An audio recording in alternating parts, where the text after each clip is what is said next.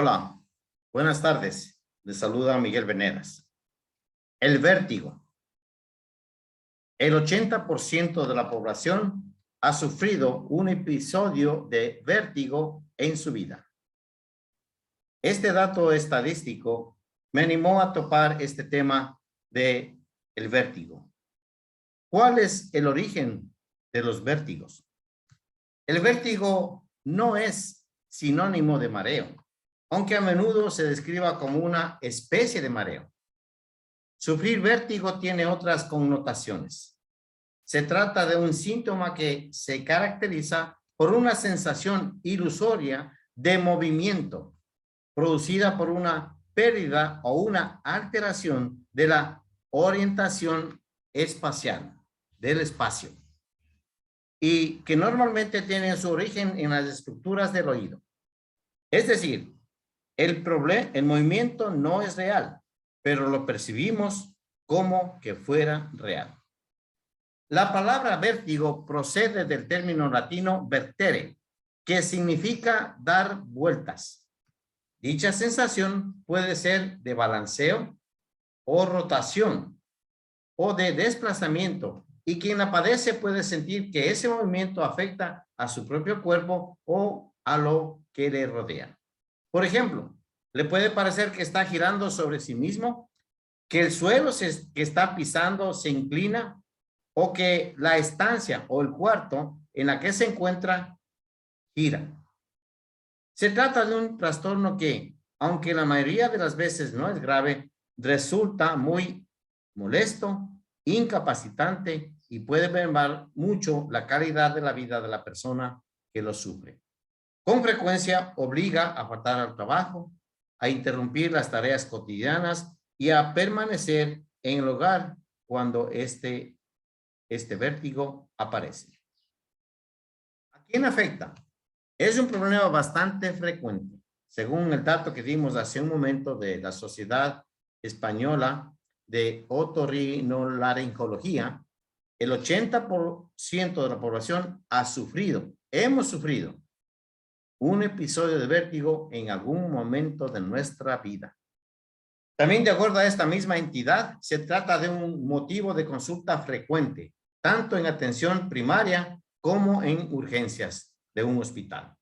Aunque su incidencia aumenta entre las personas de mayor edad, puede afectar a mujeres, hombres de cualquier edad e incluso a niños. También existe como síntoma el movimiento involuntario de los ojos. Además de la sensación de estar girando o rotando, como es el vértigo, de la que hemos hablado antes, puede acompañar al vértigo síntomas como los siguientes. El nistagmo. ¿Qué es el nistagmo? Son movimientos habitualmente involuntarios, rápidos y repetitivos de los ojos. Estos se mueven de lado a lado, de una forma horizontal, de arriba a abajo, es decir, en sentido vertical, o de una forma rotatoria, circular.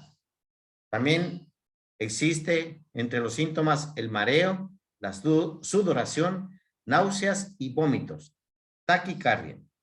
En ocasiones, también zumbido o pitidos en el oído, o pérdida de audición en uno de los oídos.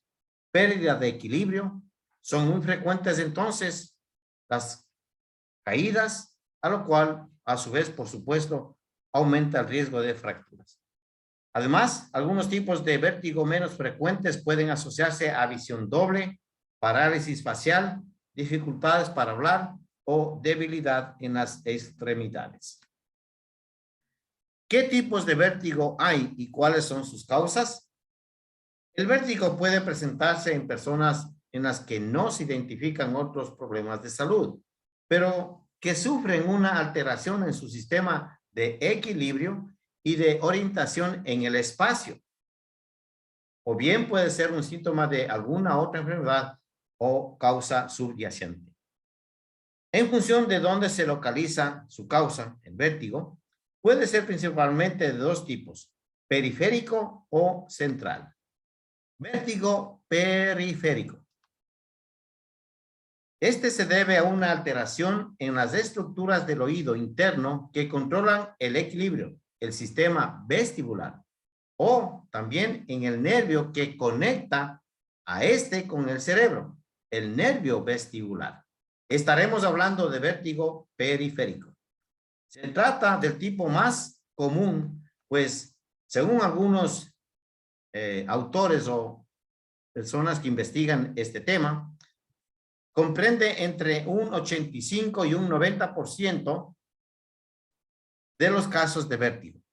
Se distingue por un inicio brusco y sus síntomas suelen ser intensos. Además, se exacerban en un movimiento de la cabeza o en el cambio de la postura.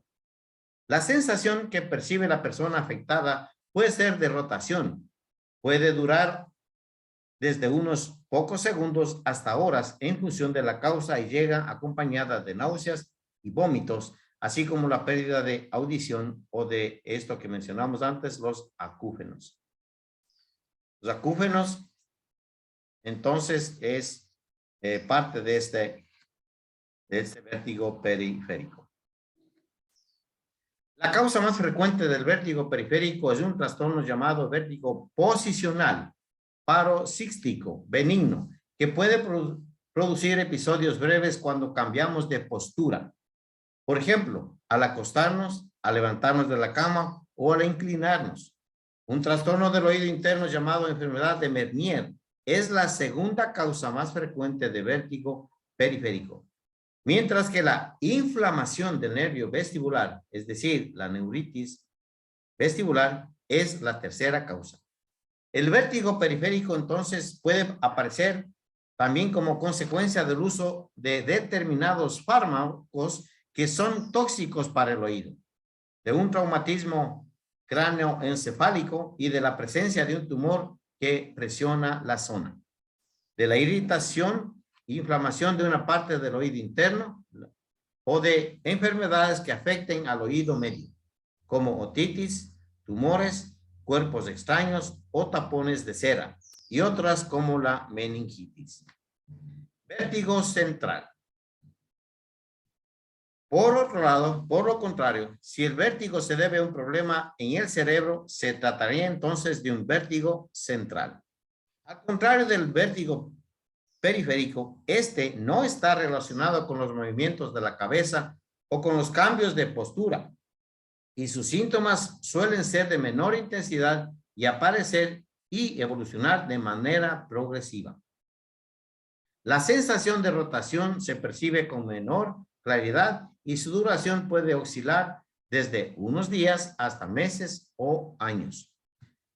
Entre otras causas, el vértigo central puede estar provocado por una enfermedad cerebrovascular, algún tipo de migraña, enfermedades como la esclerosis múltiple o la epilepsia, infecciones o traumatismos o la presencia de tumores que en algunas áreas del cerebro existen.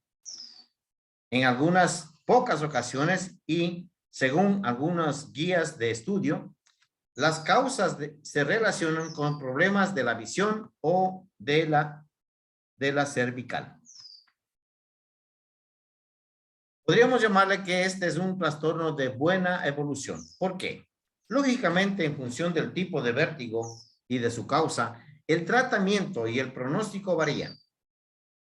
Por lo que es muy importante identificar cuanto antes qué provoca el vértigo. En general, la mayoría de los problemas que afectan al sistema vestibular suelen tener una causa benigna y evolucionar de manera favorable. Durante la fase más aguda de estos episodios y según el tipo de vértigo, existen fármacos que pueden ayudar a mitigar los síntomas. También será necesario que la persona afectada se acueste en un ambiente de silencio e iluminación tenue, y también igualmente el especialista puede prescribir una dieta específica. Recuerden, el especialista debe prescribir una dieta específica. Recomendaciones generales. En el caso del tipo más frecuente, el vértigo postural benigno que habíamos hablado, no ha de recurrirse a los medicamentos, ya que, como norma general, no resultan de utilidad. En su lugar pueden ser muy beneficiosas para ayudar a mejorar los síntomas, diferentes maniobras posturales realizadas por un especialista que ayudan a reubicar unas partículas en los canales semicirculares del oído interno, que son las que están en el origen de este tipo de vértigo. Al irritar las terminaciones nerviosas y provocar ese caos en el equilibrio. En todo caso, la curación de este tipo de vértigo periférico suele ser espontánea y producirse, según algunos investigadores, en unos 3 meses. No obstante, si la persona afectada no responde bien a los anteriores tratamientos, puede ser necesario recurrir a la cirugía. Algunos consejos para aliviar los síntomas de los vértigos. 1. Acuéstate inmediatamente. Cuando aparezcan los síntomas, trata de no moverte y túmbate de inmediato a una cama. No intentes leer, mirar el celular o el móvil o realizar alguna otra actividad, como mirar televisión. 2. Mejor es un ambiente relajado. Recuéstate mejor en una habitación tranquila, en la que no haya luces intensas o demasiado brillantes. 3.